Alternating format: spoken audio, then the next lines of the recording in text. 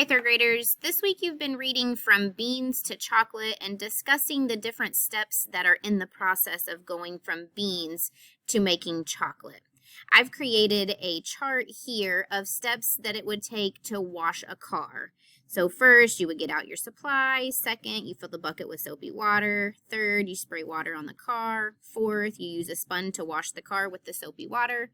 Fifth, you spray water on the car to rinse it. And then sixth, you use a towel to dry off the car. So for your response to reading assignment today, you're going to use your reader's notebook and draw and label pictures to show the steps in a process. Now, you're not going to do the steps in washing a car, and you won't do steps that it takes to go from beans to chocolate, but think of something else that takes steps in a process.